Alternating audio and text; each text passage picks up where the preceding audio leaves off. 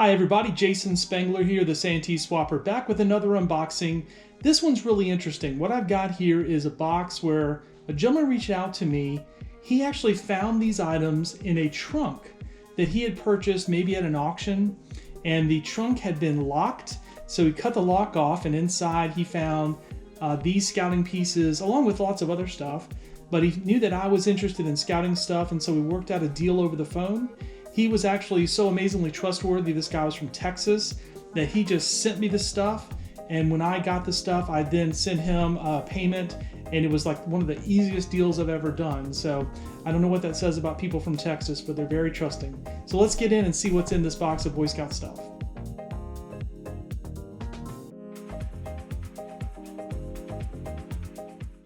All right, let's pull this stuff out. He sent me pictures of all of it, so I have seen pictures of what's here, but until you actually have it in your hands, you never really know what you got. So I know you all want to see what's in here, and I'm happy to break it out and show you as well. Now again, this stuff came from a collection that was sourced out of Texas, but that doesn't mean that it's necessarily Texas stuff. We're going to get in here and see. And so Greater Niagara, for example, that could be New York. Have here a Jamboree Neckerchief, and then this is pretty telling right here. Let's just take a look at that. So this is obviously a Rochester, probably maybe Rochester, New York troop neckerchief, and so maybe that gives us a clue as to where this is from. And then you say things like this, Greater Niagara, that's maybe another clue that this is coming from not Texas, but stuff that ended up in Texas. Again, here, just to show you these neckerchiefs that are real super common, but again, we're seeing the scout camp from that area. Some event neckerchiefs as well. Buffalo, that's what we're trying to see here. I'm trying to see if there's any other neckerchiefs that are really interesting to kind of tell the story. And then this bag looks to be like maybe some Jamboree neckerchiefs. I've actually been selling a bunch of neckerchiefs recently. Here's a neat Region 2 neckerchief, and this one is Camp Woodland Staff, which is kind of nice. Jamboree neckerchief, some of the common ones. Camp 12 Pine Staff. Depending on which camp it is, there might actually be some collectors out there that still collect this stuff.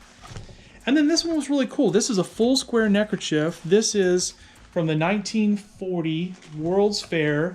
The BSA had a group there that was basically like the service patrol for that event. So this World's Fair was over 2 years. It was held in 1939 and 1940. And you'll see patches and this neckerchief. So that's a pretty nice neckerchief. And again, when I mean full square, I mean that when you fold it out, it's like a double-sized neckerchief. So it's really, really big. All right, so one last bag of neckerchiefs. Let's see what we've got. I actually really like neckerchiefs. Back in the day, of course, the scout uniform, you had to have a neckerchief on, and so a lot of guys wore neckerchiefs. So we got here old cotton OA sash. When I saw the pictures, I joked with the guy. I said, I don't know what this scout spilled on his OA sash. He must have been doing some cheerful service and got something pretty gross on there. But that's a nice little Brotherhood sash. Maybe it can be rescued. And then again, just more and more neckerchiefs. Here's one Conclave Neckerchief that I saw that I thought was pretty cool. I actually like that design a lot. So 1960 or 70 Conclave Neckerchief. And then again, maybe another Camp Neckerchief as well. So this stuff, as it came out of Texas, was definitely more of a New York collection. But that's fine as well. I'll take it. And now for the patches. So there was one bag of patches. And what I'll try to do here, instead of showing you all the patches, I'll maybe look for some that are kind of interesting and put those up.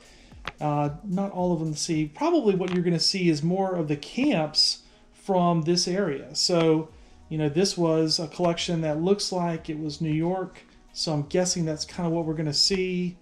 Then you have an old eagle patch from the 60s. That's kind of nice.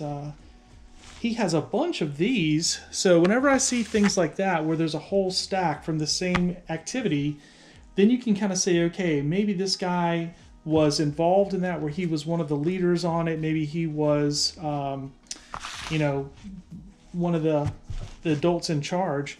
Here's the Conclave Patch that goes with the one we saw earlier. And then here's another Conclave, which is pretty cool. I like old Conclave patches. Those will probably go in my collection. Got another one right there. And then the other interesting patch that I see here, I think is kind of interesting, is he has a 1935 Jamboree patch, which the 35 Jamboree patches, that's the Jamboree that didn't actually happen. It was canceled because of a polio epidemic. Ironically, no other Jamboree was canceled until the 2021 Jamboree was canceled because of COVID-19. So sort of ironic we've come back to that. So this is a great little collection that I picked up.